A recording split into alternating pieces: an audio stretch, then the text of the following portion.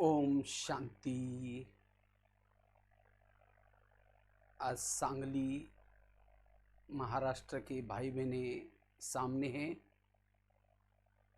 और आज का बहुत सुंदर विषय है अंतिम परीक्षाओं में पास होने का पुरुषार्थ, अशरीरी स्थिति, विधेय स्थिति, निराकारी स्थिति।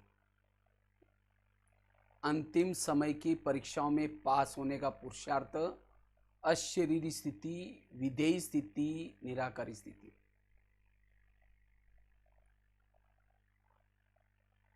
ऐसे सांगली वालों को पहले भी एक बार क्लास किया था, स्थिति को पावरफुल बनाने का पुरुषार्थ। तो आज का ये बहुत सुंदर पुरुषार्थ है। तो वास्तव में हमारे टोटल ज्ञान और योग का सार है अशरीरी बनना, विधेयी बनना, निराकारी स्वरूप में स्थित रहना। क्योंकि इसी पुरुषार्थ से ही हमारे अंदर देवताओं के संस्कार आएंगे, देवताओं की संस्कृति आएगी। इसी पुरुषार्थ के द्वारा हम विकारों पर जीत प्राप्त कर सकेंगे। इसी निराकारी स्थिति से, अशरीरी स्थिति से, विधेय स्थिति से हम निरंतर योगी, कर्म योगी बन सकेंगे।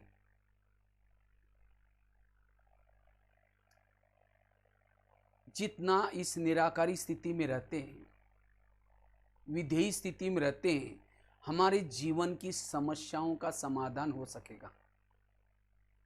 आज हर एक के जीवन में विभिन्न प्रकार की समस्या है। कोई कहता मेरा योग नहीं लगता, कोई कहता मेरा मन भटकता है, कोई कहता मुझे सहन ही नहीं होता, कोई कहता मेरे किसी के साथ संस्कार बनते ही नहीं हैं, कोई कहता मेरे पुराने संस्कार जागृत होते हैं। इन सभी समस्याओं का मूल कारण है देह का भान। इसलिए जीवन की समस्याओं का समाधान करना है, कारणों का निवारण करना है। इस अशरीरी स्थिति में, विधेय स्थिति में, निराकारी स्वरूप में स्थित रहने की आवश्यकता है। क्योंकि इसी स्वरूप में टिकने से ही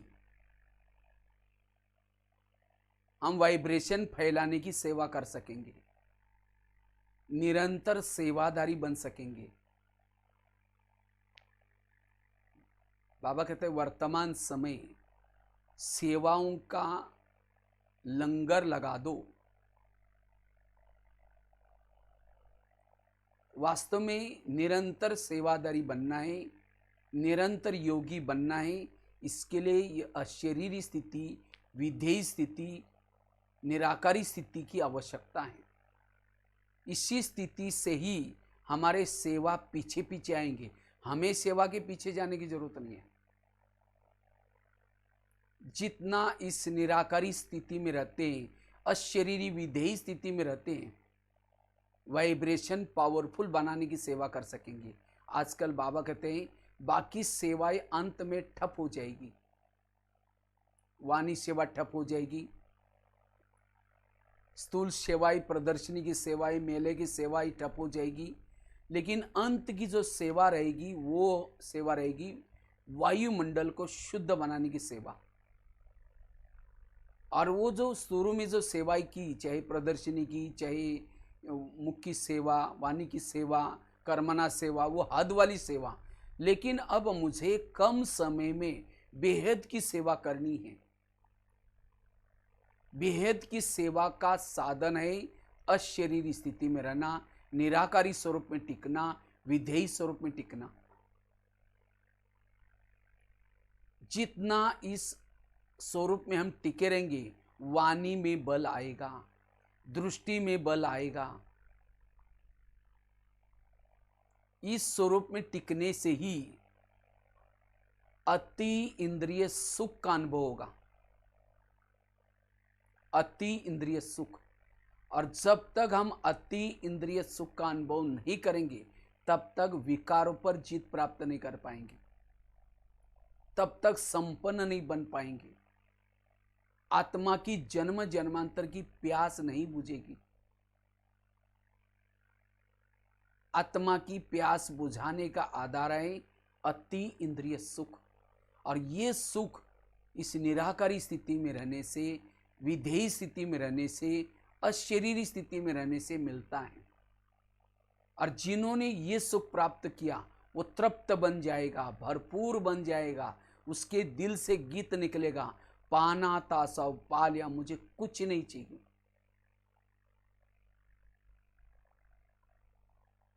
इसीलिए विशेष हमें ये अंत के समय के पेपरों में पास होने का ही पुरुषार्थ है। अंतिम समय विभिन्न प्रकार के पेपर्स आने वाले हैं। प्रकृति के तरफ के पेपर्स, बीमारियों के तरफ के पेपर्स, पुराने संस्कारों के तरफ के पेपर्स, ईविल आत्माओं के तरफ के पेपर्स,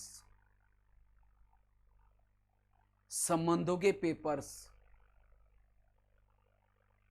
इन सभी पेपरों में पास होने का पुरुषार्थ है अशरीरी स्थिति में रहना, विधेय स्वरूप में टिकना, निराकारी स्वरूप में टिकना। इस स्वरूप में टिकने से ही हम अचल अडोल रह सकेंगे, हर परीक्षाओं में पास हो सकेंगे।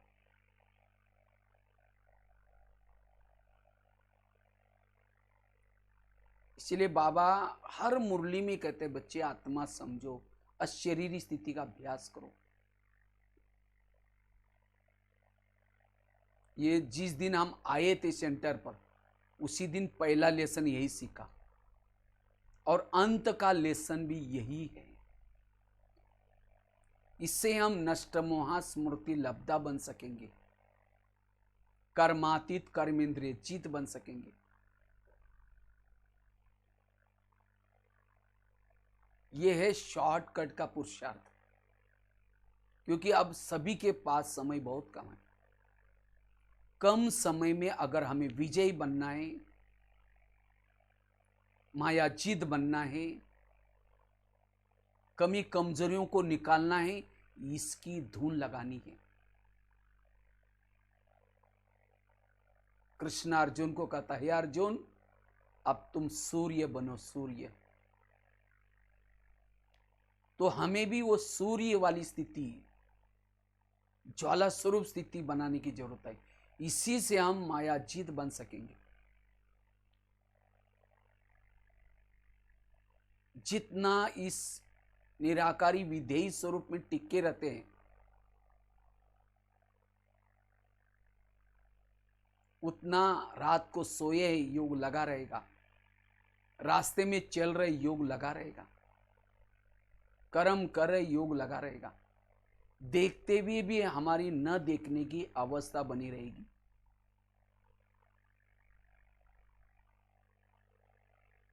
जितना इस स्वरूप में हम टिके रहते हैं, हमें किसी के अंदर के दोष दिखाई नहीं पड़ेंगे। दोष क्यों दिखते हैं? क्योंकि देह के भान के चश्मे से देखते हैं। फिर हम कहते हैं इसको सुधरना चाहिए, इसको बदलना चाहिए। बदलना मुझे चाहिए, मैं देह भान में आया हूं, इसीलिए मुझे किसी के दोष दिखाई पड़ रहे हैं। इसलिए इस अशरीरी की धुन लगानी है।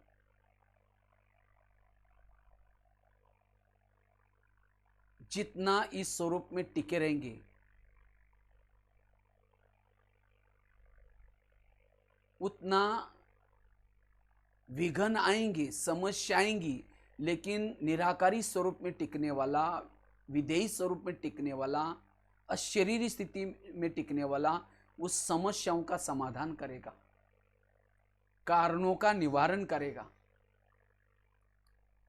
इस स्वरूप में टिकने से समस्या भी, तूफान भी उसके लिए तोहफा बन सकेंगे।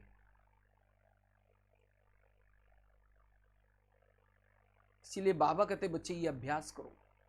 मुरली में दो बातें रिपीट होती है, ये एक तो याद की यात्रा, और दूसरा आत्माभिमानी बनो, अशरीरी बनो, इसका अभ्यास। यही हमारे टोटल ज्ञान योग का सार है। परम धाम से शिव बाबा किसी लिए आया है? हमें आत्माभिमानी बनाने के लिए आया है। सतयुग कब आएगा? जब हम आत्माभिमानी अशरीरी बनेंगे तब सतयुग आएगा। कलयुग क्यों आया? जब हम देह भान में आया, इसीलिए कलयुग आया।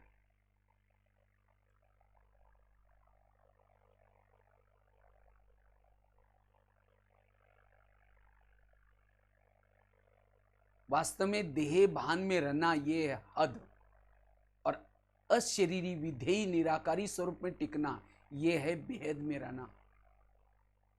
बाबा ने कुछ दिन पहले एक लाइन, बहुत सुंदर लाइन कही थी। बाबा कहते बच्चे, जो निराकारी अशरीरी आत्मिक स्वरूप में, वो है ईश्वरीय संप्रदाय के।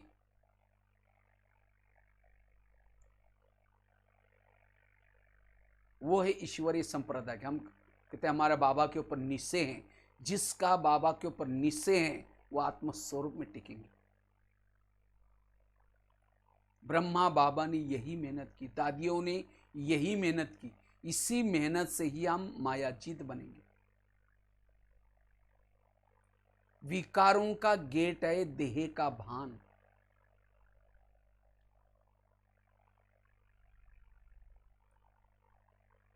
आज कई कहते हम बहुत दिनों से ज्ञान में चलते हैं, लेकिन मेरे संस्कार नहीं बदले अभी तक। संस्कार नहीं बदले, इसका मतलब देह का भान हमने नहीं छोड़ा। इसलिए ये आत्माभिमानी स्थिति का हमें बार बार अभ्यास करना है। इससे अभ्यास से हम विजयी बनेंगे।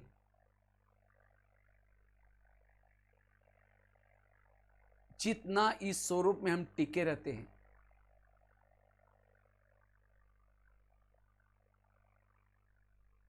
उतना दैवी गुण, दैवी शक्ति आएगी। कई कहते मुझे सहन ही नहीं होता। वास्तव में सहन करने का पुरुषार्थ नहीं है। पुरुषार्थ है अशरीरी बनने का। पुरुषार्थ है विधेयी स्थिति में रहने का। जैसे बीज बोते हैं, बीज को फल लगते हैं। बीज बोया ही नहीं तो फल कहां से लेंगे? इसी तरह मैंने अशरीरी की मेहनत नहीं की, विधेयी स्थिति में रहने का मेहनत नहीं की, तो मेरे जीवन रूपी वृक्ष में नम्रता, धैर्यता, सहनशीलता, ये गुण कैसे आएंगे? गुण ऑटोमेटिकली अशरीरी स्थिति में रहने से आते हैं। विधेयी स्थिति में रहने से गुण और शक्ति आती है। इसलिए हमें पुरुषार्थ करना है अशरीरी का, पुरुषार्थ करना है विधेयी स्थिति में रहने का। जैसे जिस घर में लाइट होती है वहां भूत नहीं रहता। भूत कहां रहता है? अंधेरे में। इसी तरह द्वापरिक से लेकर के हमारे शरीर में आत्मा की लाइट कम होती गई, कम होती गई, और धीरे धीरे धीरे देह का भान आ गया। विकार रूपी भूत रहना शुरू किया। काम का भूत, क्रोध का भूत, सारे भूत। इसीलिए अब हमारा शरीर रूपी घर विकारों का बंगला बना हुआ है। अब इन विकारों को भगाना है, आत्मा की लाइट लगा दो। इस आत्म अभिमानी स्थिति में रहने से ही हम निर्विघ्न बन सकेंगे। हमारे जीवन के जो भी विघ्न है उसका कारण है देह का भान।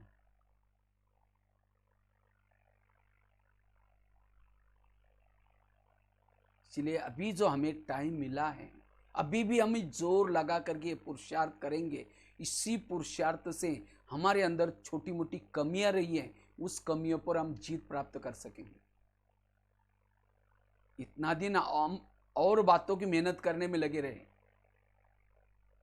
लेकिन अगर ये मेहनत नहीं किया, बाकी सारी मेहनत हमारी वेस्ट जाएगी। इसीलिए हमारी दादी जानकी जी हमेशा क्लास में कहती थी, मैं कौन और मेरा कौन। मैं कौन इस स्मृति में सदा रहना। मैं आत्मा हूं, अशरीरी हूं, विधेयी स्थिति में हूं। जैसे राम रावण का युद्ध चलता है, राम रावण का एक सिर काटता है, फिर दूसरा काटता है, रावण मरता ही नहीं। विभीषण आता है, कहता है ऐसा नहीं मरेगा, उसके नाभि में तीर लगाओ, और जब नाभि में तीर लगा रावण मर गया। इसी तरह आज हम भी गले काटने में लगे हैं। कभी काम का गला काटते, कभी क्रोध का काटते, लेकिन नहीं कट रहे। क्यों?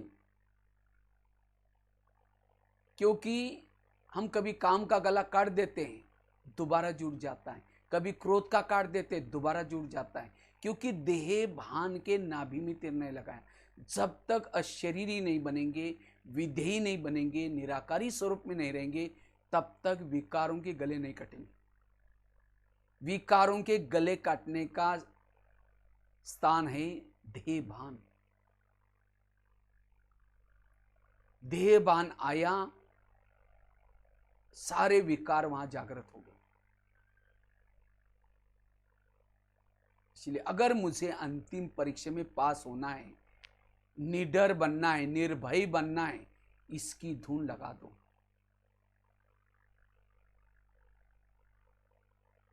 इससे हम एवरेडी बन जाएंगे, निर्भय बन जाएंगे, निर्विकारी बन जाएंगे, संपन्न बन सकेंगे।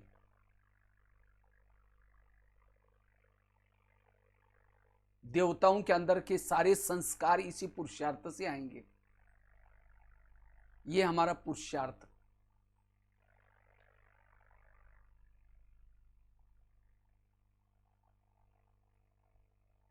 जितना जितना इस स्वरूप में टिकेंगे,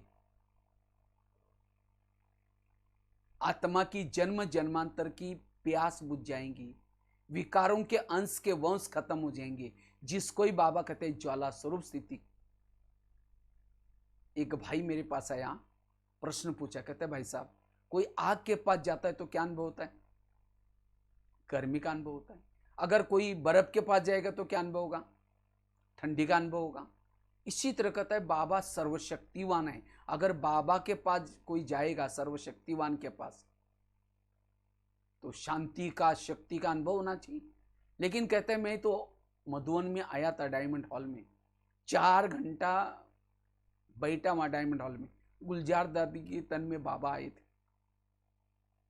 और मैंने कहता है जुगाड़ करके नजदीक जगह लिया था, बिल्कुल स्टेज के पास, लेकिन मुझे कुछ अनुभव ही नहीं हुआ। तो उसको बाबा के लिए डाउट आई, तो उसको एक बात कही, अगर कोई बड़ा सा चुंबक है, उस चुंबक के सामने अगर लोहे के टुकड़े डालो तो क्या हो जाएगा? तुरंत खींच लेगा। इसका मतलब चुंबक अच्छा है। लेकिन लोहे के टुकड़ों को कोई कपड़े के बड़े के थान में लपेट करके डालेंगे तो क्या खींचेगा? हिलेगा भी नहीं।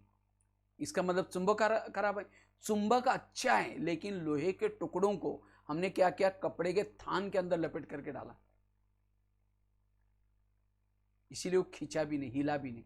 इसी तरह बाबा सर्वशक्तिवान चुंबक है, लेकिन बाबा के पास कोई देह भान के कपड़े के अंदर लपेट करके बैठेगा तो कोई अनुभव नहीं होगा, ना आत्मा अनुभव, ना परमात्मा अनुभव। इसीलिए मधुबन में जो पहले आते थे, नियम थे, जो 1 साल तक सेंटर पर रेगुलर जाता है, जो पवित्रता की धारणा करता है, शुद्ध खानपान खाता है, रेगुलर नियम मर्यादा का पालन करता है, उसको ही मधुबन में बाबा मिलन में आने की परमिशन थी। क्यों? 1 साल वो सेंटर पर जाएगा, रोज अमृत वेला उठेगा, नियम संयम की पालना करेगा, पवित्रता की पालना करेगा, शुद्ध खानपान खाएगा, तो सहज थोड़ी सी तो आत्मिक स्थिति बन जाएगी। और आत्मिक स्थिति में आकर के मधुबन में जब बैठेगा तब उस परमात्मा की अनुभूति होगी। और आजकल तो अव्यक्त मिलन चल रहा है, तो अव्यक्त मिलन की अनुभूति करने के लिए अशरीरी स्थिति में रहने की, विधेयी स्थिति में रहने की आवश्यकता है। इसीलिए इस स्वरूप में टिकने वाले वही अंतिम समय के विभिन्न प्रकार के पेपरों में पास हो जाएंगे।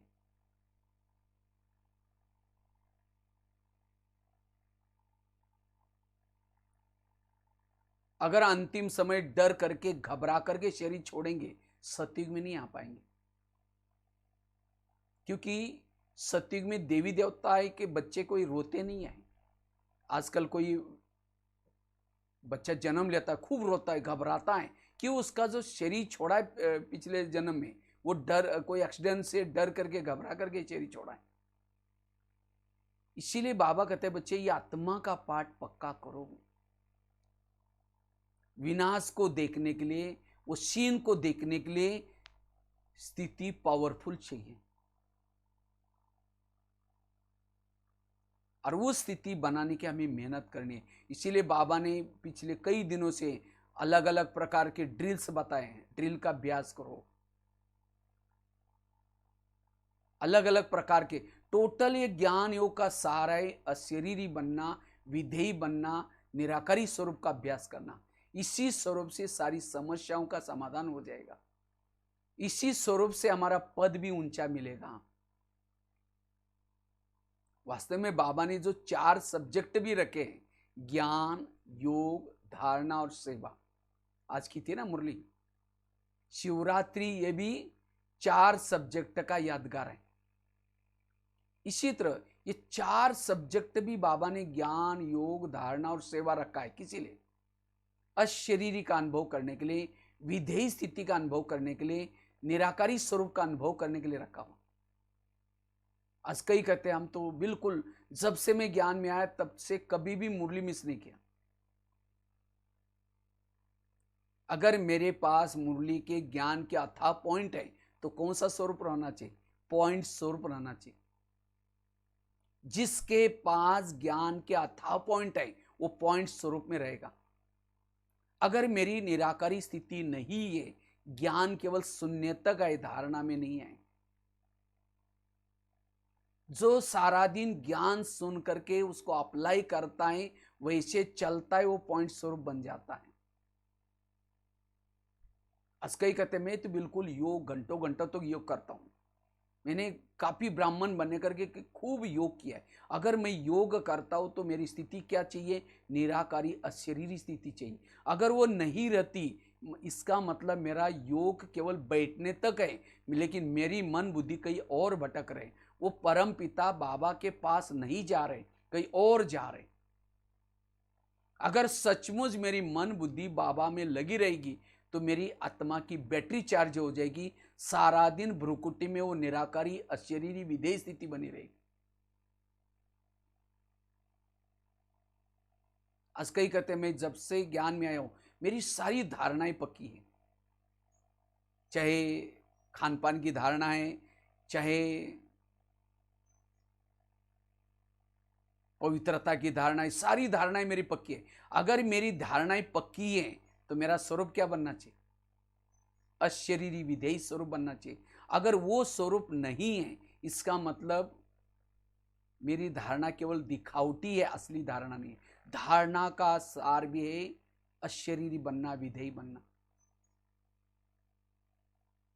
आज कई कहते मैंने जब से आया ज्ञान में खूब सेवाएं की है। मैं अगर बहुत सारी सेवाएं की, तन से, मन से, धन से, सेवाओं का सार भी है अशरीरी बनना, विधेयी स्वरूप में टिकना। अगर सेवा करने के बाद फिर भी मेरा स्वरूप यह नहीं है, मतलब मेरी सेवा केवल दिखावटी है। ये 4 सब्जेक्ट का सार भी अशरीरी विधेयी स्थिति।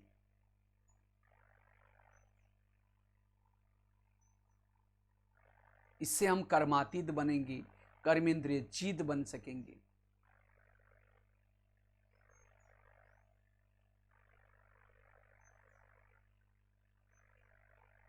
इसलिए अभी भी हमारे पास समय है, और इस स्वरूप में टिकने वाला कभी नहीं कहेगा मुझे पुरुषार्थ के लिए टाइम ही नहीं मिलता। उसका टाइम हर पल सफल हो रहा है। वो एवरेडी स्थिति में है, कभी भी जाने के लिए तैयार है। हमारे 2 लक्ष्य हैं, एक है संगम का लक्ष्य, दूसरा है सत्युग का लक्ष्य। संगम का लक्ष्य है अशरीरी बनना, विधेयी बनना, बिंदु स्वरूप बीजरूप बनना। यह है संगम का लक्ष्य। सत्युग का लक्ष्य है देवता बनना, उच्च पद प्राप्त करना। लेकिन जो संगम के लक्ष्य तक पहुंचेगा, अशरीरी बनेगा, विधेयी बनेगा, बिंदु स्वरूप बीजरूप बनेगा, वही सत्युग के लक्ष्य तक पहुंचेगा। संगम की लक्ष्य की परीक्षा है सत्युग का लक्ष्य।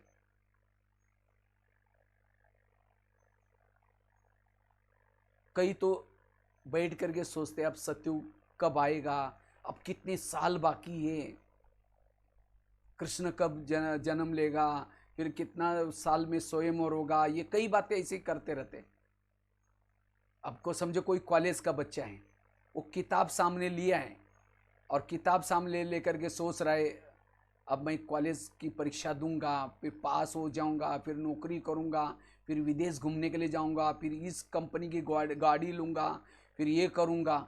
वो सोच ही रहा है, पढ़ाई नहीं कर रहा है, और पढ़ाई में फेल हो गया, सारे स्वप्न उसके खत्म। इसी तरह मैं अशरीरी नहीं बन रहा हूँ, विधेयी नहीं बन रहा हूँ, और मैं सोच रहा हूँ मैं सत्युग में जाऊंगा, कृष्ण कब आएगा, ये सब फालतू टाइम है, वेस्ट टाइम। इसीलिए मुझे अशरीरी बनना है, मुझे विधेयी बनना है। बाबा सबका प्यारा क्यों है? क्योंकि बाबा निराकारी स्वरूप में टिक रहता है। इसी तरह मुझे भी सबके प्यारे बनना है, तो मुझे इस अशरीरी स्थिति की धून लगानी है, विधेयी स्थिति में रहना है। इसी स्वरूप से हमारे अंदर सारे गुण और शक्ति आएगी।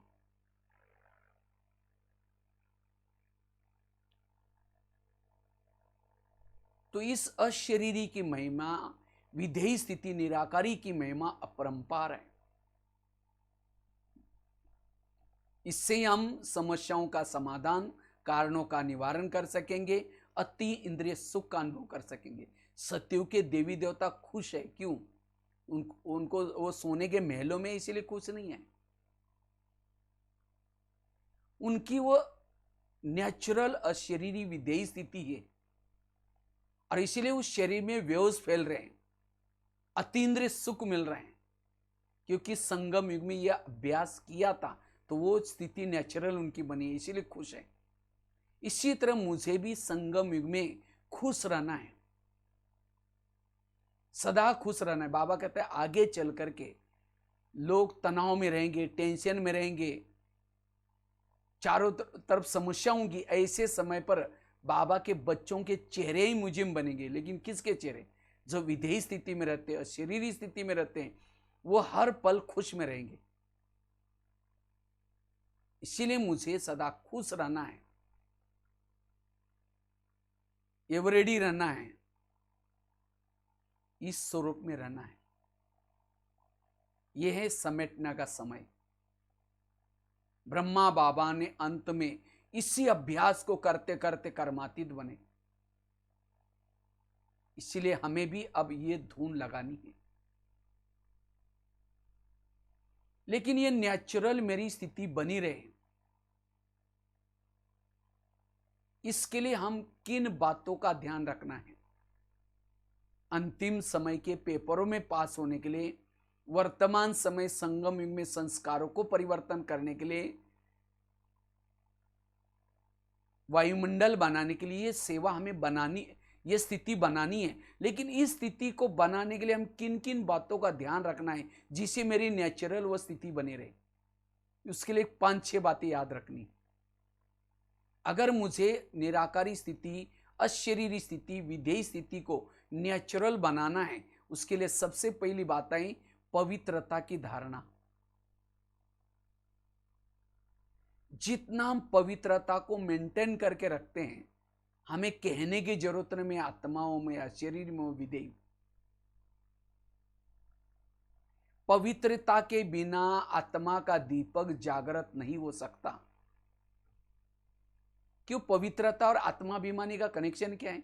पहले जमाने में गांव में दीपक दिया मिलता था। मुझे याद है जब हम स्कूल में पढ़ते थे, उस समय बिजली लाइट नहीं रहती थी, तो दीपक रहता था, दिया, वो त्रिकोणा सा रहता था, उसके अंदर केरोसिन डालते थे और उसको माचिस लगाते थे, फ्लेम जलती रहती थी। अब वो दिए के अंदर केरोसिन है, इसीलिए वो फ्लेम जल रही। इसी तरह योगी योग में बैठेंगे, योगी के चारों तरफ से बैकग्राउंड बनाओ, एक दिया बन जाता है, और इस दिए के अंदर तेल है पवित्रता। जितना हमारे पास पवित्रता है, उतना आत्मा की फ्लेम सदा निरंतर जलती रहेगी, जागृत रहेगी। अगर आत्मा की अनुभूति नहीं है, इसका मतलब पवित्रता की कमी है। इसीलिए जिस दिन बाबा ने यहाँ आए उसी दिन हमें कहा कि तुम्हें पवित्र जरूर बनना है, और जो जितना पवित्र है उतनी आत्मा की ज्योति जागृत रहेगी निरंतर। अगर मेरे पास पवित्रता ही नहीं है और मैं कह रहा हूं मैं आत्मा हूं आत्मा हूं आत्मा हूं, सिर दर्द हो जाएगा, आत्मा का अनुभव होगा ही नहीं। इसलिए माया दिन रात सभी के पीछे लगी है पवित्र तरफ ही गिफ्ट चुराने के लिए। इसलिए विभिन्न प्रकार के साधन बनाए। इसलिए माया की चालाकी से बचना है और पवित्रता को संभाल कर रखना है। जितना पवित्रता को संभाल कर रखेंगे आत्माभिमानी निराकारी अशरीरी स्थिति बनी रहेगी। आज समझो दिए के अंदर केरोसिन है लेकिन बीच में बाती नहीं है, माचिस लगाओ, जलेगी फ्लेम? नहीं जलेगी। क्यों? क्योंकि बीच में बाती नहीं। इसी तरह हम पवित्र हैं लेकिन स्मृति में नहीं रहती, स्मृति है बाती। बाबा क्यों कहते बच्चे ध्यान मेरे में लगाओ, ऊपर लगाओ। जितना ध्यान बाबा में लगाएंगे हमारे शरीर के अंदर जो पवित्रता की ऊर्जा फैली है वो ऊपर आत्मा तक पहुंचेगी। जैसे दिए के अंदर का तेल फ्लेम तक पहुंचाने का काम कौन करता है? बाती। इसी तरह शरीर के अंदर की पवित्रता को आत्मा तक पहुंचाने का काम करता है स्मृति। इसीलिए हमें सदा स्मृति स्वरूप होकर के रहना है। बुद्धि सदा बाबा में लगानी है। जिसकी बुद्धि कई व्यक्ति में लगी है, किसी वस्तु में लगी है, उसका ध्यान नीचे चलेगा, और जिसका ध्यान नीचे है वो देह भान में आता है। और जो देह भान में है इसको भक्ति मार्ग में भी कहते हैं ऊर्ध्वगामी अधोगामी। जिसका ध्यान ऊपर है उसकी ऊर्जा ऊपर चलती है, और जिसका ध्यान नीचे है उसकी ऊर्जा नीचे, देह भान आता है। इसीलिए मुझे अशरीरी बनना है, विधेयी स्वरूप में टिकना है। इसीलिए सदा क्या करना है? स्मृति स्वरूप रहना है और पवित्रता की धारणा जरूरी। फ्लेम का भोजन है केरोसिन, आत्मा का भोजन है पवित्रता।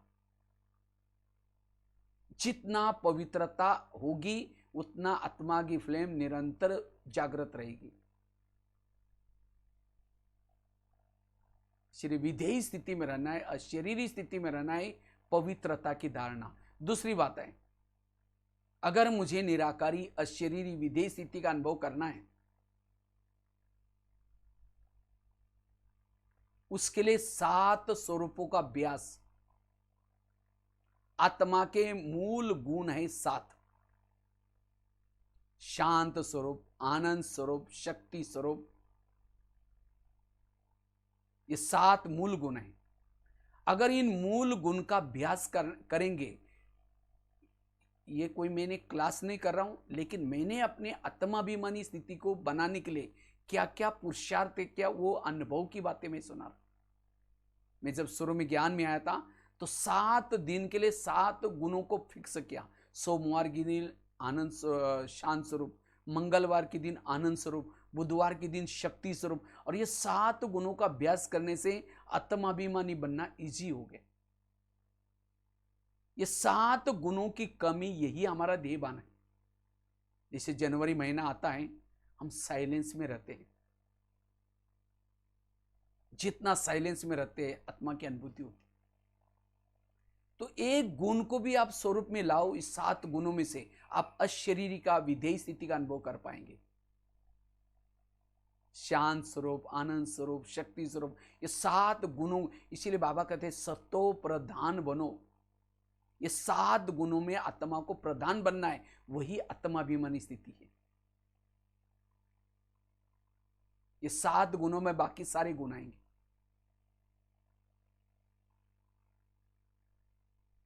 तीसरी बात है, अगर मुझे निराकारी स्वरूप में टिकना है, विधेयी स्थिति का अनुभव करना है, जिसे मैं अंतिम समय के पेपरों में पास हो सकूं, उसके लिए निरहंकारी बनकर के रहने की जरूरत है। जितना निरहंकारी उतना निराकारी। निरहंकारी सो निराकारी। ब्रह्मा बाबा ने अंतिम समय 3 शब्द बोल के गए थे, बच्चे निराकारी बनो, निर्विकारी बनो, निरहंकारी बनो।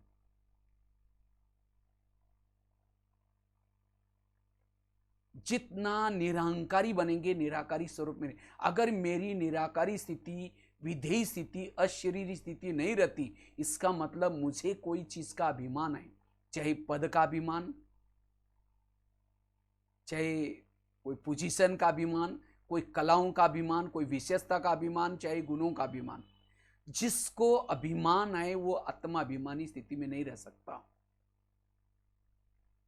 इसलिए मुझे निरहंकारी बनने की जरूरत है। निरहंकारी वाला निराकारी स्वरूप में टिकेगा, और जितना निरहंकारी है उतना मान, अपमान, निंदा, स्तुति में भी वो समान रहेगा। कृष्ण अर्जुन को कहता है, अर्जुन तुम मान, अपमान, निंदा, स्तुति में भी समान रहो। कौन रह सकता है? निरहंकारी वाला। जितना इस ज्ञान मार्ग में चलेंगे, जितना सफलता मिलेगी, जितना आगे बढ़ेंगे, उतना अभिमान जागृत होता है। सबसे बड़ा विकार है अभिमान। बाबा कहते हैं मेरे अच्छे अच्छे बच्चे थे, बहुत ज्ञानियों करते थे, बहुत सेवा करते थे, लेकिन आज वो ही नहीं, चले गए। कहां गए, क्यों गए? उनको चलते चलते कोई कलाओं का, विशेषता का अभिमान आया, वो यहां से चले गए। इसलिए अभिमान को हमें पहचानना है। अभिमान वाला निराकारी स्वरूप में, अशरीरी स्थिति में नहीं टिक सकता। इसलिए निरहंकारी बनने की जरूरत है। पांडवों के अंतिम समय पराजय हो गई, क्यों? पांडवों को अंत में अभिमान आया, वो कृष्ण की शक्ति साथ में उसको भूल गए। इसी तरह वास्तव में हमारे साथ में भी बाबा है। बाबा हमारे से करा रहा है, करण करावर और बाबा है। दीदी हमेशा कहती थी, मर मर मर, झुक झुक झुक, सीख सीख सीख। मरना सीखो, झुकना सीखो, सीखना सीखो। मम्मा भी कहती थी, करण करान हर करा रहा है। तो इसी तरह मुझे निरहंकारी स्थिति में रहना है। बाबा ने सब कुछ किया, अपने आप को छिपाया। ब्रह्मा बाबा भी देखो कितना सब कुछ किया, लेकिन अपने आप को छिपाया, निरहंकारी। तो जितना निरहंकारी रहेंगे उतना हमारी निराकारी स्थिति रहेगी। अगर मेरी निराकारी स्थिति नहीं रहती, मुझे कोई चीज का अभिमान है। इसलिए निरहंकारी बनना निराकारी स्थिति के लिए जरूरत है। चौथी चीज है, अगर मुझे अंतिम समय के पेपरों में पास होना है,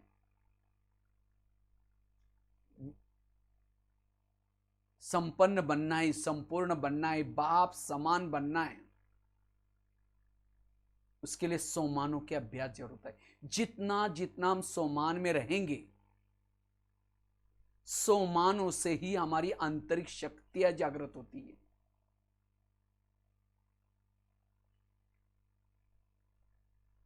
सोमानों से ही हमारी आत्मिक स्थिति बनती है। इसलिए सोमानों के अभ्यास, और हर बीमारी के सोमान, जैसे हर बीमारी की दवाई अलग अलग होती है, इसी तरह हर विकारों के सोमान अलग अलग है। अगर मेरे अंदर काम विकार का संस्कार है, उसके सोमान अलग है। क्रोध का संस्कार है, उसके सोमान अलग है। जैसे कोई भी बीमारी होती है तो हम डिस्पेंसरी में जाते हैं, उसी प्रकार की दवाई लेती है। इसी तरह हमें भी अलग अलग सोमानों के द्वारा क्या करना है, उस संस्कारों का परिवर्तन करना है और आत्मानुभूति करनी है। जितना सोमानों में रहेंगे, आंतरिक शक्तियां जागृत होगी, उतना हम आत्मानुभूति कर सकेंगे।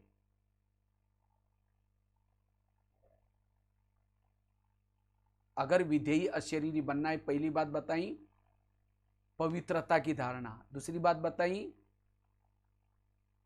7 स्वरूपों का अभ्यास, तीसरी बात बताई निरहंकारी बनना, चौथी बात बताई सोमानों के अभ्यास, पांचवी बात है अगर मुझे निराकारी अशरीरी स्थिति का अनुभव करना है उसके लिए संकल्प को कम चलाना, समर्थ चलाना और पॉजिटिव चलाना। जिन्होंने एक कला को डेवलप किया वो निराकारी स्थिति का, अशरीरी स्थिति का अनुभव कर सकता है। जिसको बाबा के शब्द में बाबा कहते, बच्चे बीती को बिंदी लगा दो, एक सेकंड में स्टॉप कर दो। जो मन को बीच बीच में स्टॉप करता है वही अशरीरी स्थिति में रह सकता है, विधेयी स्थिति में रह सकता है। जिसके मन में प्रमाण से ज्यादा विचार चलते हैं, निगेटिव विचार चलते हैं, उसकी शक्तियां वेस्ट हो जाती है, पवित्रता की ऊर्जा वेस्ट हो जाती है। संकल्प खजाना गया, सारे खजाने उसके वेस्ट जाएंगे। ये गीत है ना, यूं तो कोई धन नहीं गवाना, लेकिन संकल्प का खजाना है, इसको कभी ना गवाना। संकल्प से सारा कल्प चलता है।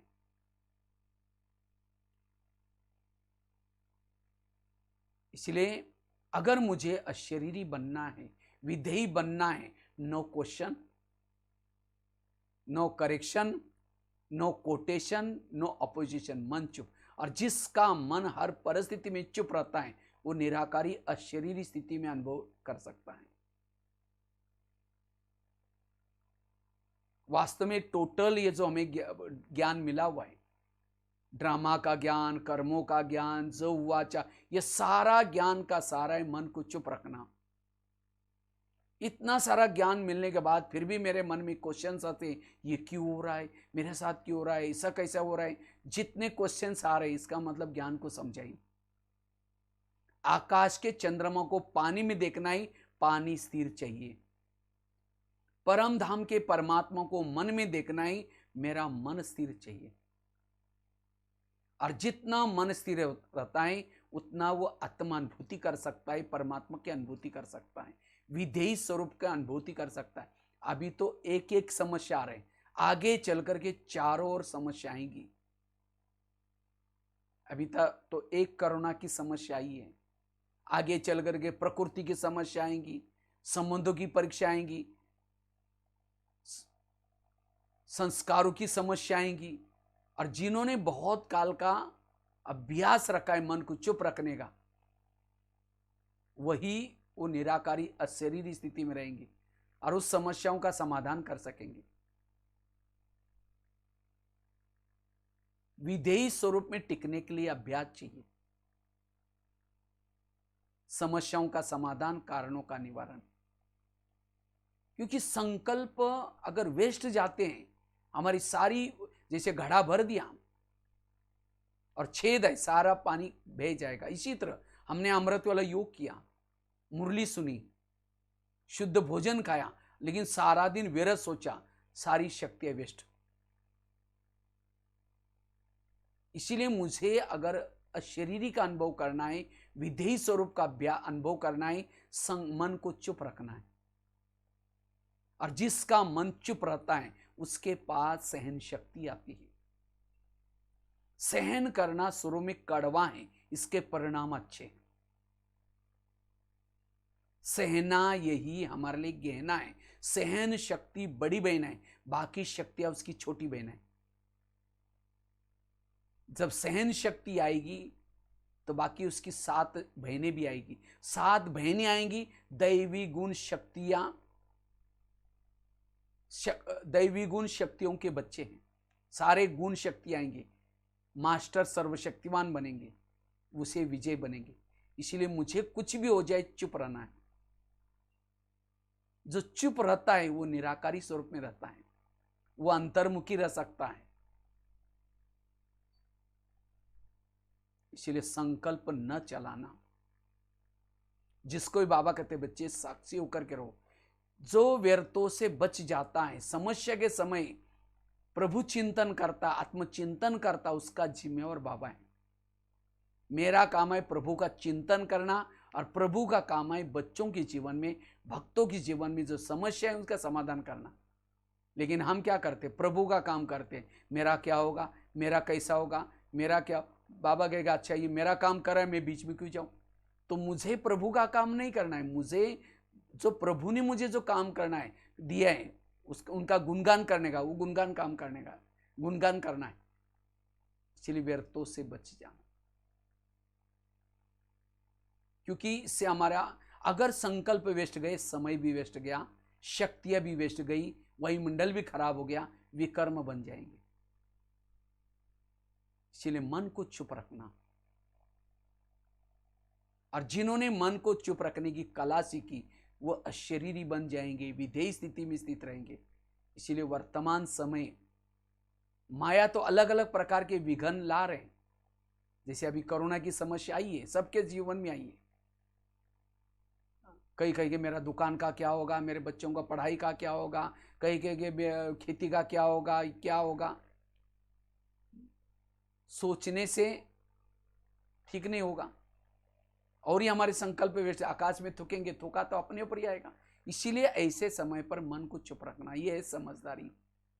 हाँ, पहले तो 2-3 सब्जी खाते थे, अभी समस्या ही, महंगाई बढ़ गई, कुछ हो गया, एडजस्ट करके चलना, दाल रोटी खाना, थोड़ा सा कम ये करके एडजस्ट करके चलना।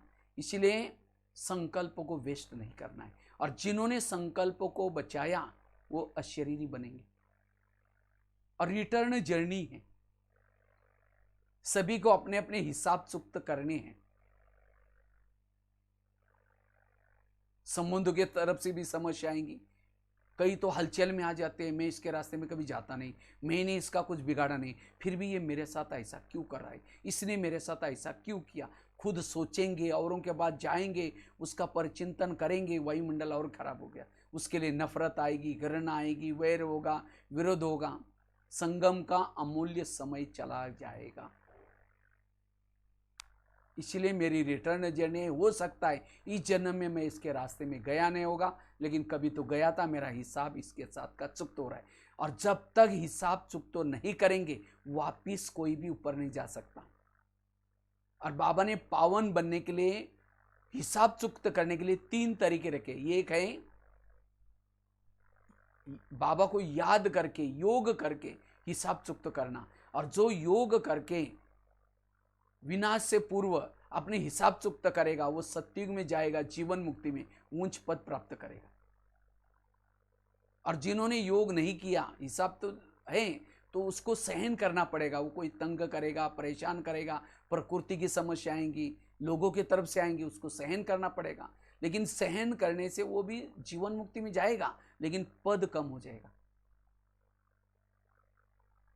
और जिन्होंने सहन करके भी नहीं चुक्त किया, योग करके भी नहीं चुक्त किया, विनाश काल के विभिन्न प्रकार की आपदाएं आएगी, उसमें हिसाब चुक्त करना पड़ेगा और उसे पावन बनेगा। लेकिन उसको मुक्ति मिलेगी, फिर सत्युग त्रेता में नहीं जा सकता वो। तो कौन सा अच्छा है, योग करके अच्छा है, या फिर थोड़ा बहुत सहन करके भी करना है। इसीलिए मुझे अपने मन को डिस्टर्ब नहीं करना है, मन को स्थिर रखने की कला सीखना है। और जिन्होंने मन को स्थिर रखा वो निराकारी स्वरूप में स्थित रह सकते हैं, विधेय स्वरूप में स्थित रह सकते हैं। इसीलिए संकल्प को बचाना, निगेटिव को पॉजिटिव में लाना, जो हुआ अच्छा हुआ। बच्चे ने ग्लास गिराई, इतना गुस्सा करेंगे, तेरे को अकल नहीं, तुम कमा के लाओ तो पता चलेगा। ग्लास था 10 रुपए का, गुस्सा करेंगे, हार्ट में प्रॉब्लम आएगा, 10 लाख रुपए का ऑपरेशन करना पड़ेगा। इसीलिए बच्चों ने ग्लास गिराया, कोई बात नहीं बेटा, दूसरा ले लेंगे, कोई बात नहीं, मन को चुप रखो। इसलिए मन को चुप रखने की कला सीखने। जिसके मन में प्रमाण से ज्यादा विचार चलते हैं वो देह भान में आता है। प्रमाण से ज्यादा विचार चलने से बुद्धि मैली हो जाती है। जैसे आईने के ऊपर धूल है, धूल वाले आईने में चेहरा नहीं देख सकते। इसी तरह जिसके मन में निगेटिव विचार चलते हैं वो आत्मा अनुभूति, परमात्मा अनुभूति नहीं कर पाता। इसलिए अपने मन को चुप रखने की कला सीखनी। ड्रामा का ज्ञान, कर्मों का ज्ञान, हरे का पाठ अपना अपना, ये टोटल ज्ञान है मन को चुप रखने का। इससे हमारी अशरीरी स्थिति, विधेय स्थिति रहेगी। ड्रामा की बात, ड्रामा को सदा याद रखो। ड्रामा तो माँ है, माँ तो माँ होती है। हमारी 4 माँ है, ब्रह्मा, मम्मा, लौकिक माँ, ड्रामा। और माँ तो माँ होती है, माँ कभी भी बच्चे का बुरा नहीं करती। अगर बच्चा बीमार है, माँ उसको दवाई पिलाती है, दवाई कड़वी है, बच्चा नहीं पीता, माँ उसका हाथ पकड़ करके फिर भी चम्मच उसके मुंह में ठूसेगी, तंग नहीं करे, उसका प्यार है, ये कड़वी दवाई जाएगी, उसकी कई बीमारी ठीक होगी। इसी तरह आज ड्रामा भी हमारी माँ है। हमारे जीवन में कोई कड़वी बातें आती है, परिस्थिति आती हैं, उस बातों के पीछे भी कुछ कल्याण है, इसीलिए उसको पी लो, सहन कर लो, कई बीमारियां ठीक हो जाएगी। ड्रामा के पर्दे के पीछे कल्याण छिपा रहता है, विघ्नों के पीछे कुछ कल्याण छिपा रहता है, इसलिए हमें अपने मन को चुप रखना है। जिसको ही बाबा कहते हैं सहनशील बनो। एक पत्थर भी सहन करके मूर्ति बन जाता है, तो क्या हम सहन करके देवी देवता नहीं बनेंगे? जरूर बनेंगे। और जो सहन करता, मन को चुप रहता है, वो निर्विघ्न है। और निर्विघ्न वाला ही अशरीरी विधेय स्थिति में रह सकता है। अभी महाराष्ट्र में खास और सांगली का तो कुल दैवत है गणेश उत्सव। सांगली में और कोई पुरुषार्थ करने की जरूरत नहीं, निर्विघ्न बनने की जरूरत है, मन को चुप रखने की जरूरत है।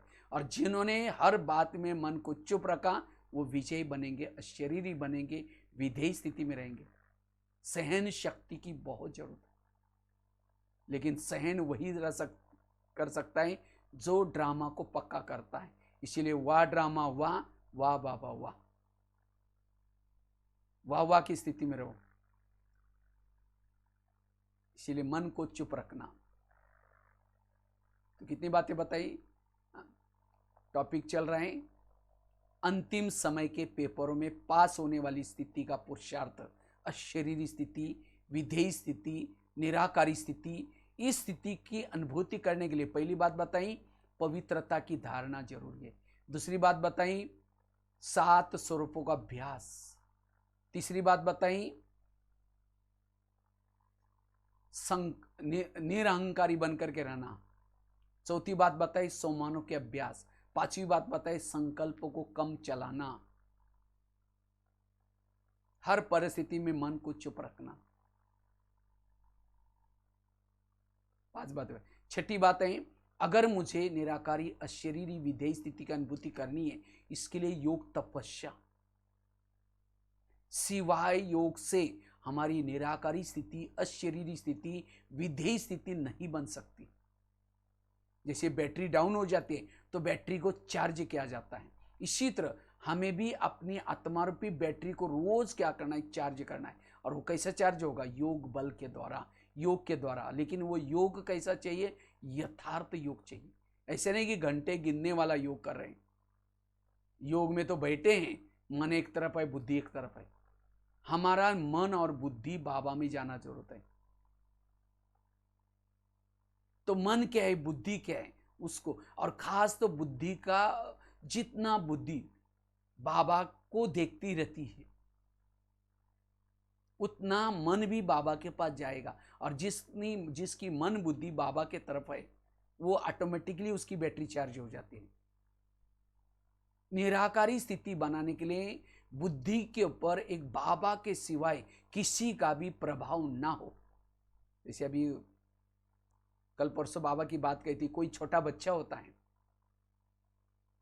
अगर बच्चों को किसी के पास भी देते, बच्चा कहीं जाता नहीं है मम्मी पापा के सिवाय। इसी तरह आज हमें भी बाबा मिला है। जैसे कोई छोटा बच्चे को मम्मी पापा से बिछुड़ गया है, उसको कुछ भी खिलाओ, वो खाएगा, फिर कहेगा नहीं मुझे पापा जी से मिलाओ, मुझे मम्मी जी से मिलाओ। इसी तरह आज हम दोपहर से लेकर के बाबा से बिछुड़ गए थे, कितने जगह पर गए, लेकिन हम फिर भी हमारा रोना नहीं रुका, क्योंकि अब हमें हमारा मम्मी पापा बाबा मिल गया। अब हमें बाबा को ही देखना है, बुद्धि को एक बाबा के ऊपर भी प्रभावित रखना है। और जब तक बुद्धि के ऊपर बाबा का प्रभाव नहीं है, तब तक निरंतर योगी नहीं बनेंगे। इसलिए बुद्धि को बार बार बाबा की तरफ लगाना। बुद्धि ज्ञान की भाषा नहीं जानती, बुद्धि चित्र की भाषा जानती है। चित्र, बुद्धि के सामने परमधाम, अब घर जाना है, अब मुझे घर जाना है। जैसे दादी का ये महीना चल रहा है, अगस्त महीना, दादी ने धून लगाई मुझे कर्मातीत बनना है, मुझे कर्मातीत बनना है। दीदी ने मंत्र पका के अब घर जाना है। तो तो इसी तरह अब मुझे भी क्या करना है, मुझे भी अब घर जाना है, बस समेटना है। मेरे बुद्धि के ऊपर कोई भी बातों का प्रभाव ना हो। और तब जब बुद्धि अगर ऊपर लगी रहेगी, मन भी ऊपर लगा रहेगा, इससे हमारी बैटरी निरंतर चार्ज होती रहेगी, आत्मिक स्थिति बनी रहेगी।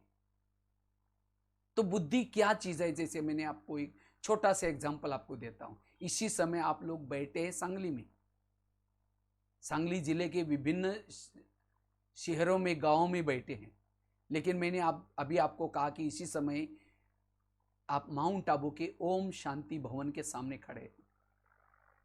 ओम शांति भवन, बैकग्राउंड में पहाड़ी है, दो साइड पर दो योगी के गुंबज बने हैं, बीच में घड़ी है, और ओम शांति भवन के गेट के बीच में खड़े हैं आप। पूरा ग्रुप है आपका सांगली का, और ओम शांति भवन देखने के लिए अंदर जा रहे, सीढ़ी चढ़ करके। वरांडे में एक बहुत सुंदर सोरख का मॉडल रखा हुआ, उसको देख रहे। उसको देख करके जैसे अंदर गए, ओम शांति भवन में सामने एक सोरख का चारों युगों का एक सीढ़ी बनी है, उस घड़ी जैसे बना है, उसको देख रहे आप। वो देख करके आप नीचे पांडवन के गेट के अंदर आए, और पांडवन गेट से शांति स्तंभ पर पहुंचे। शांति स्तंभ, वहां लिखा हुआ है पवित्र स्तंभ, ज्ञान स्तंभ, शक्ति स्तंभ। वहां एकदम सन्नाटा, साइलेंस की पावर है। आप 2 मिनट अनुभव कर रहे वहां।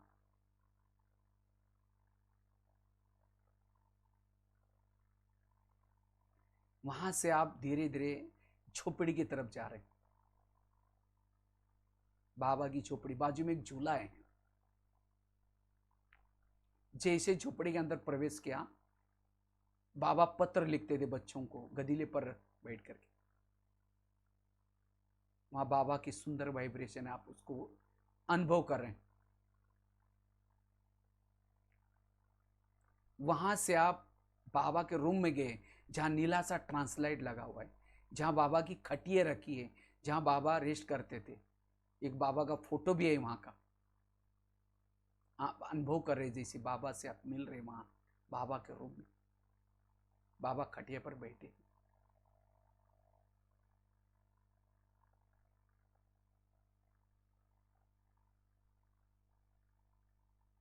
वहां से आप पीस पार्क में गए। पीस पार्क, जहां ओम का बना हुआ है, जो सीमेंट का, वहां से आप गुरु शिखर की तरफ देख रहे। वहां से नीचे ज्ञान सरोवर में आए। ज्ञान सरोवर के एक डोम बना हुआ है, बड़ा साइलेंट जोन, बड़ा अच्छा बाबा का अव्यक्त फोटो है वहां।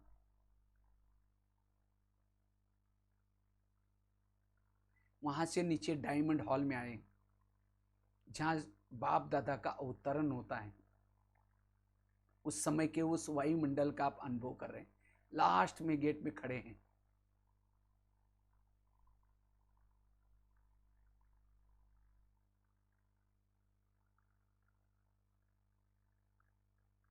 वहां से तपस्या धाम गार्डन में गए। तपस्या धाम गार्डन में, और पीछे मुड़कर देखा, एक पहाड़ी पर ओम शांति लिखा हुआ, सफेद अक्षर से लिखा। तो ये सब आपको दिखाई पड़ा। चारों धाम की यात्रा आप लोगों ने की। कैसे आए थे? आपकी आंखें भी वही है, आपका शरीर भी वही है सांगली में, लेकिन आए कैसे? बुद्धि के द्वारा। आपका योग अब यहां मधुबन में था।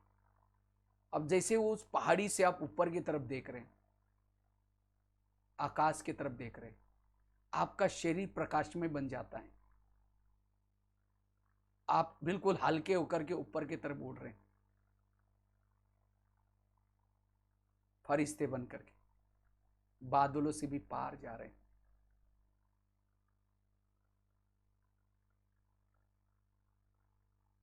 अव्यक्त वतन में जो फरिश्तों का राजा ब्रह्मा बाबा बैठा है,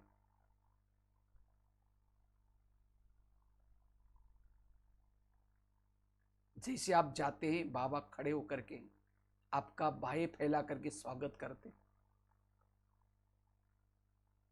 दूर से बाबा की वो लाइट माइट आती जा रही। जैसे बाबा के पास सामने जाते बाबा आपको गले मिलते हैं।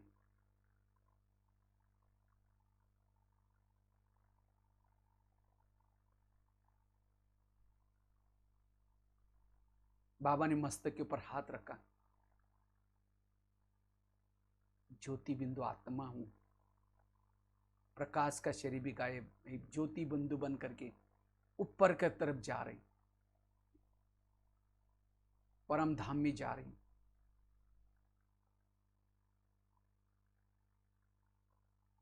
जहां सर्वशक्तिवान मूल वतन में शिव बाबा रहता है, सर्वशक्तिवान के पास जाते ही जैसे लाइट माइट की अनुभूति कर रहे हैं, प्रभु मिलन कर रहे हैं।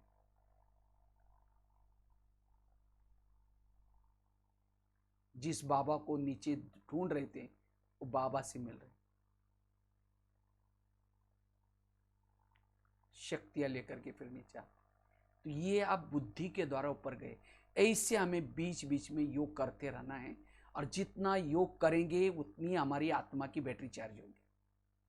और जिस योग के द्वारा ही, एक तो अमृत वेला का योग, क्लास के पहले योग, भले अभी लॉकडाउन चल रहा है कोई बात नहीं, लेकिन बहनों ने जो भी प्रबंध किए हैं, मैं देख रहा हूं, ये अचानक कोरोना की समस्या आई, तो अचानक समस्या आई, इसके कारण सारा सेंटर पर जाना आना बंद हो गया।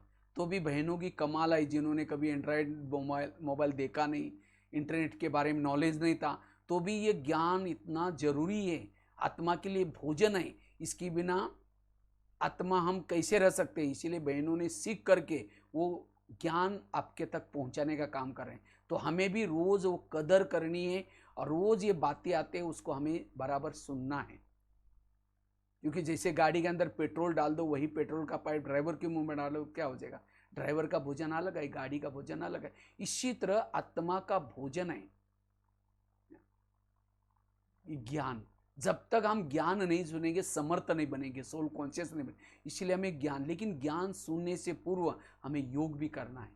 तो सवेरे सवेरे जो अमृत वाला योग करते हैं, क्लास के पहले योग करते हैं और मुरली सुनते हैं, ये तीन चीजों से हमारी सवेरे सवेरे निराकारी स्थिति बनेगी, मनोबल बढ़ेगा। और जिन्होंने इन तीन चीजों को किया, सारा दिन कितनी भी समस्या आई, बातें आई, उसमें हलचल में नहीं आएंगे। इसीलिए स्थिति को पावरफुल बनाने के लिए तीन चीजें, क्लास के पहले योग।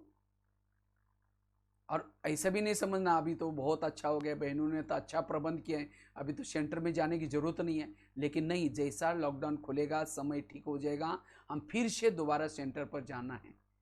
क्योंकि ये मजबूरी के लिए साधन दिया था। क्योंकि बाबा कहते हैं ये हमारी एक एक ज्ञान की पॉइंट्स लाखों करोड़ों की है। आप कहेंगे सेंटर में पैसे देते, पैसे नहीं देते। जैसे स्कूलों में टीचर कोई स्कूल में पैसा नहीं बांटता, ज्ञान बांटता है। जितना वो बच्चा लगन से सुनता है, पढ़ता है, उतना उसको नौकरी अच्छी लगेगी, उतना पूरा जीवन भर में उसको पेमेंट आता रहेगा, पैसा आता रहेगा, फिर पेंशन भी मिलेगी। वो धन कहाँ से मिला? उसने ज्ञान स्कूल के समय लिया था। इसी तरह अब ये रिटर्न जर्नी है, सबको वापिस जाना है। और इसीलिए परमात्मा ने इस विद्यालय खोला है। और इस विद्यालय में जो रोज पढ़ेगा, रोज ज्ञान सुनेगा, उनके संस्कार बदलेंगे, व्यवहार बदलेगा, और वही सतयुग में जाएंगे। सतयुग में केवल 9 लाख लोग हैं। क्यों? कलयुग में तो 850 900 करोड़ थे, वो सतयुग में नहीं आए। उनको भी बुलाते थे, बहने आओ भाई, आप भाई जी आप सुनो। वो कहते हैं बहन जी हमारा दुकान खोलना पड़ता है, तुम तो फ्री है, हमें खेती में जाना पड़ता है, बहाने बनाए थे, इसीलिए सतयुग में नहीं आए। इसीलिए उस दुकान से भी पहले सेंटर पर आना, अपने 2 कान खोलना। उस दुकान से कमाया हुआ चोर लुटेगा, आग जलाएगा, पानी डुबोएगा, लेकिन इस 2 कान से सुनाया हुआ ना चोर लुटेगा, ना आग जलाएगा, ना पानी डुबोएगा। इसलिए हमें ये पढ़ाई रोज पढ़नी है। इस पढ़ाई के द्वारा ही हम अशरीरी बन सकते हैं, विधेय स्थिति का अनुभव कर सकते हैं।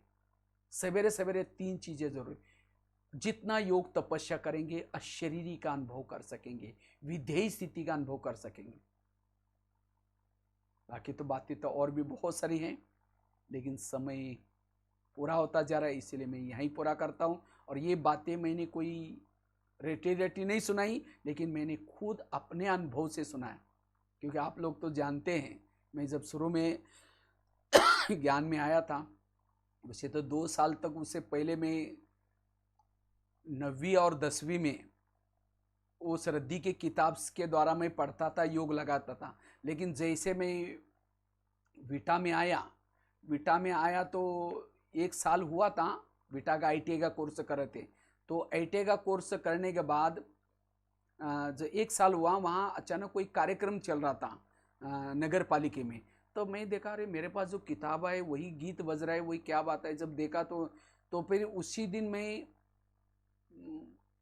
शायद कोर्स चल रहा था, एक मुरली चल रही थी, उसी दिन मैं गया तो पहला लेसन चला था आत्मा, आत्मा के बारे में। वो बहन जी सारा आत्मा आत्मा के बारे में बता, तो मुझे लगा यहाँ का आत्मा का लेसन मुख्य है।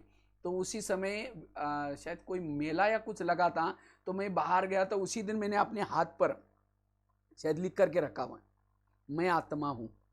और यहाँ आत्मा भी लिखा है, मैं आत्मा हूँ। और मैंने इस ज्ञान मार्ग में आकर के इस आत्मा के ऊपर बहुत मेहनत की, घंटे घंटे का अपना चार्ट बनाया,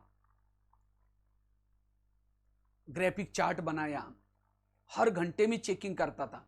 मेरे तो शुरू में सब लोग बोलते थे कि क्या ये घुमसुम रहता है, बुद्धू बुद्धू बन करके रहता है। लेकिन मैंने ये आत्मा के अनुभव करने से आज मेरे अंदर जो भी कुछ कलाएं आई, विशेषता आई, मैं 2 शब्द नहीं बोल सकता था, लेकिन ये आत्मा अनुभूति के द्वारा आज यहाँ तक पहुंचा। कहाँ? मधुबन में महारथी तक पहुंचे। इसलिए मैंने कोई ये क्लास नहीं किया, लेकिन मैंने अपनी स्थिति को अच्छी बनाने के लिए जो पुरुषार्थ किया, और इसी एक पुरुषार्थ से मेरे जीवन में काफी सारे प्रॉब्लम आए, समस्या आई, लेकिन अड़िग होकर के उसमें विजय बना। और इसके लिए यह अभ्यास बहुत काम आएगा। और यही वास्तव में हमारे टोटल इस ज्ञान योग का सार है। इसको ही बाबा कहते, बच्चे बाप समान बनो, अशरीरी बनो विदे। हर मुरली में यही पाठ होता है, जिसको बाबा कहते पहला सबक पक्का करो, और इसी सबक से हम आगे बढ़ेंगे। इसलिए एक तो बताया, अगर मुझे अशरीरी का अनुभव करना है, विधेय स्थिति का अनुभव करना है, इसलिए पहली बात बताई हमें पवित्रता की धारणा, दूसरी बात बताई 7 स्वरूपों का अभ्यास, तीसरी बात बताई निरहंकारी होकर के रहना। निरहंकारी होकर के, निरहंकारी स्थिति बहुत जरूरी है। आज हमारे जीवन में भी जैसे बताया कि मेरे पास कोई कला थी नहीं, कोई विशेषता थी नहीं, लेकिन मेरे पास अभी जैसे कलाएं आई, विशेषता आई, वो तो वास्तव में बाबा की देन है। मेरे पास तो कुछ ही नहीं थी कला, लेकिन मुझ आत्मा का भाग्य बनाने के लिए बाबा ने कला दी। लेकिन ये कला देने के बाद बाबा ने भले हीरो बनाया, लेकिन हीरो बनाने के बाद फिर भी जीरो स्थिति में रहता हूँ। मैंने एक अपने जीवन के लिए कहानी याद रखी, एक कहानी लास्ट में शेयर करते पूरा करता हूँ। एक व्यक्ति ने गधा पाला था, तो गधा अचानक उसको लगता है कि अभी क्या करें। वो नया मकान बनाया था, तो सोचता है कि अभी नया मकान, सारा सामान शिफ्ट करना है, तो ये सारा सामान मैं कैसे शिफ्ट करूं। तो गधे के ऊपर रख करके सारा सामान शिफ्ट किया। फिर एक मूर्ति बची थी, सोचता है कि ये मूर्ति कैसे लेके जाऊं, तो चलो गधे के ऊपर ही रख करके लेके जाते हैं। तो क्या करता है, उसके ऊपर कपड़ा ढक दिया, और कपड़ा ढक करके सामान लेके गया, वो मूर्ति लेके गए। लेकिन गधा चलते चलते मूर्ति के ऊपर का कपड़ा हट गया। जैसा कपड़ा हट गया, वो लोग क्या करते हैं, वो मूर्ति को देख करके नमस्ते करना शुरू किया। अब गधे को लगता है नमस्ते मुझे कर रहे हैं, वास्तव में गधे को नमस्ते नहीं कर रहे थे, नमस्ते वो मूर्ति को कर रहे। इसी तरह वास्तव में हम क्या हैं, हम कई बार जब सेंटर पर जाते, पूरा भारत के कोने कोने में सेंटर में चक्कर लगाया होगा, और कभी बार जब जाते हैं, वहाँ की बहनें 8-10 दिन जब सेवा करते हैं, कई बार बहुत अच्छा लास्ट में सम्मान का कार्यक्रम रखते हैं, ताज पहनाते हैं, कई श्रृंगार करते हैं, कई कल्चरल प्रोग्राम रखते हैं, और कई यज्ञ के लिए बहुत सारा भंडारी भी देते हैं। तो कभी मैं ये नहीं समझता कि ये भंडारी कोई, मैंने इतना अच्छा लेक्चर किया, मेरा भाषण सुन करके। हम तो मधुबन निवासी है, मधुबन निवासी का बैच पहना हुआ है समर्पित का, मधुबन से आए, ये बाबा का सम्मान है, न कि मेरा। मैं तो क्या था, पहले जब शुरू में आए थे, जब मैं गीता भाषा में आता था, फटा हुआ कुर्ता था, ऐसा पकड़ करके लास्ट में बैठता था। तो ये मैं तो सोचता, बाबा ने मेरे पर इतना उपकार किया, कहाँ मेरा गांव था, कहाँ रद्दी की किताब से मुझे अपना परिचय दे दिया, और इतना अच्छा नाम भी रखा, और कहाँ बाबा ने यहाँ तक पहुँचाया।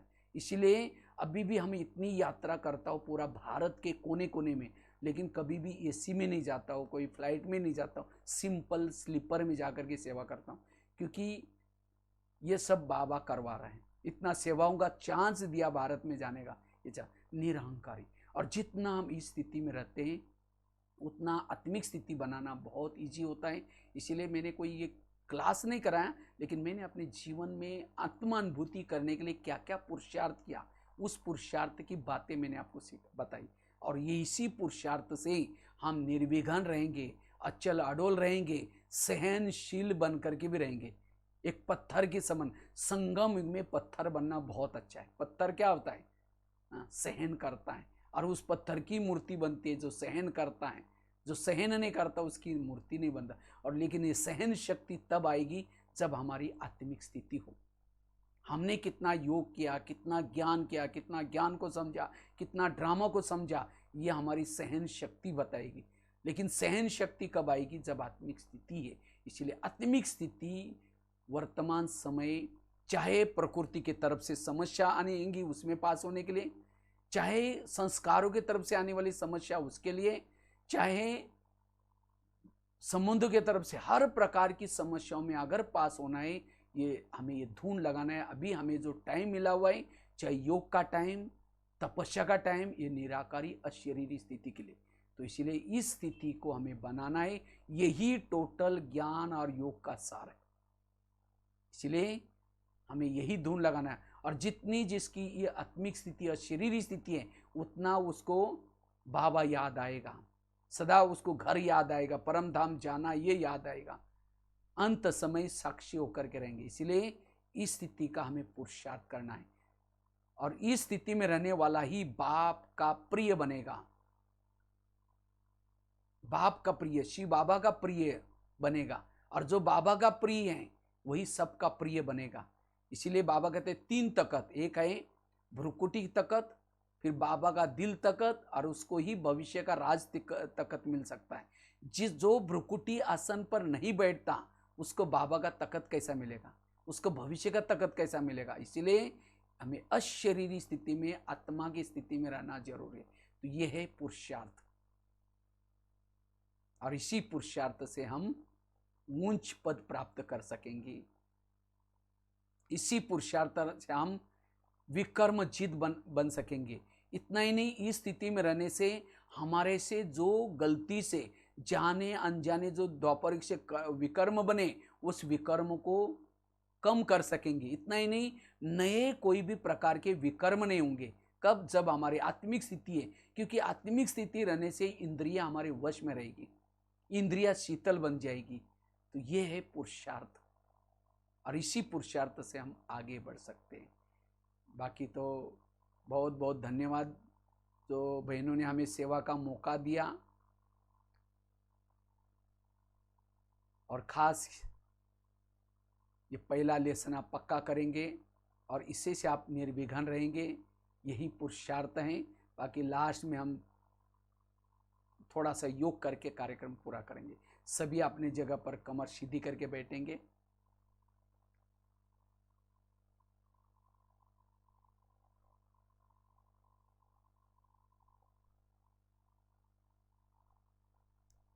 अपने आप को भ्रुकुटी में आत्मा के स्वरूप में स्थित रखेंगे।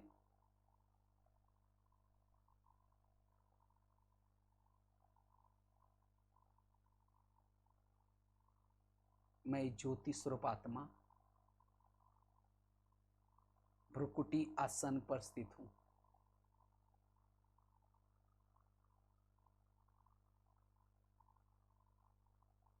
ये शरीर मेरी एक डब्बी है,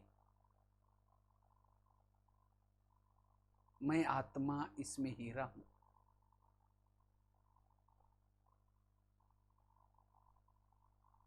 ये शरीर मेरा एक मंदिर है,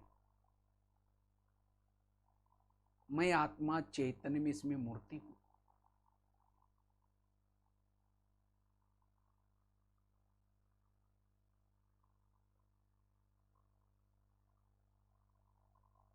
ये शरीर मेरा एक घर है, मैं आत्मा इसमें एक दीपक हूं। मैं इस धरती पर आकर के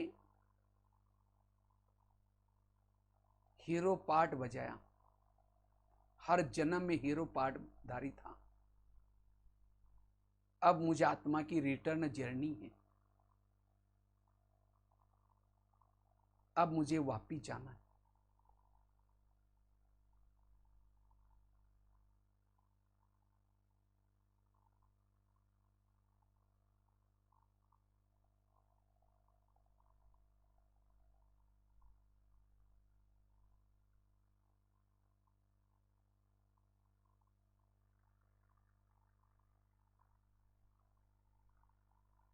मैं आत्मा बुद्धि के द्वारा अपने अव्यक्त वतन की तरफ जा रही हूं।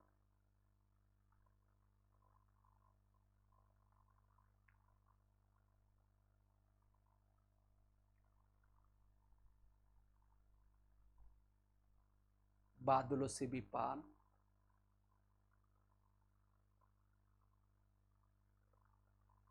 चांद सूरज तारंगन से भी पार, अव्यक्त वतन,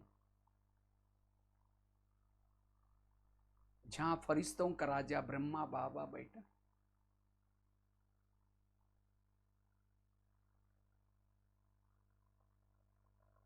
जैसे मैं बाबा के नजदीक जाती हूं, बाबा की वो लाइट माइट से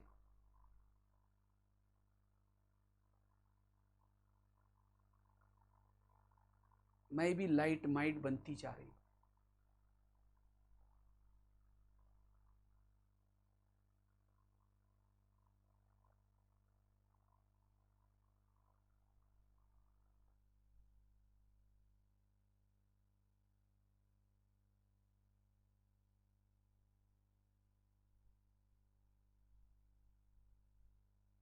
बाबा से ऊर्जा ग्रहण करके फिर मैं ऊपर की तरफ जा रही, अव्यक्त वतन से परम धाम की तरफ मूल वतन में जा रही हूं। जैसे मूल वतन में पहुंचती हूं, सर्वशक्तिवान की किरणों के नीचे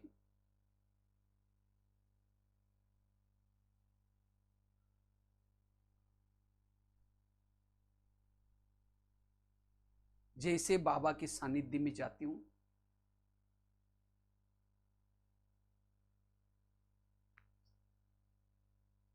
वैसे में जैसे कि चार्ज हो रही हूं। बाबा के सानिध्य से में जाने से मेरे अंदर की सारी निगेटिव एनर्जी समाप्त होती जा रही।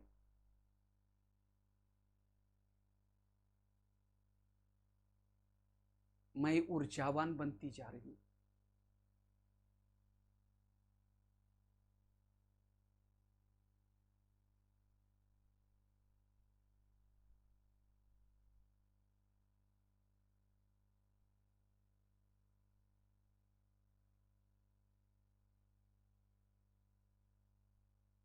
जिस बाबा को दुनिया में मैं ढूंढ रही थी, जिसको देखने के लिए मेरे युगों से आंखें तरस रही थी,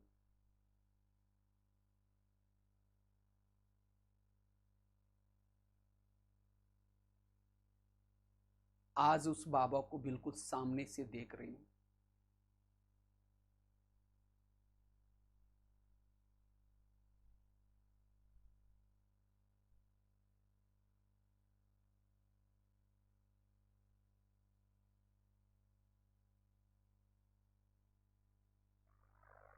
बाबा की शक्तियों से मेरे अंदर जो भी विकारों के अंश के वंश है वो खत्म होते जा रहे। मैं ऊर्जावान बनती जा रही।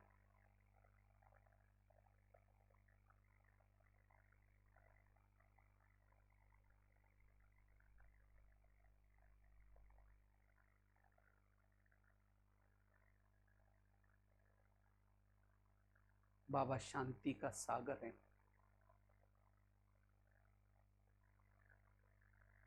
मैं शांत स्वरूप की अनुभूति कर रही हूं। बाबा शक्ति का सागर है। मैं शक्ति स्वरूप की अनुभूति कर रही हूं।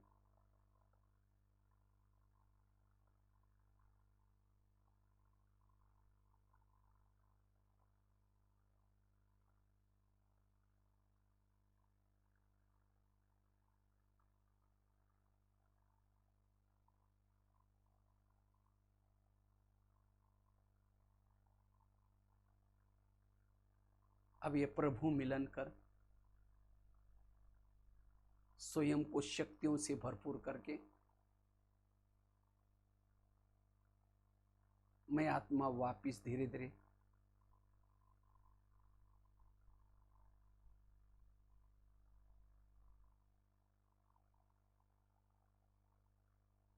अपने स्थूल शरीर में आती हूं। अब इस ऊर्जा को मैं विश्व में फैलाऊंगी। मैं आत्मा हूं और शरीर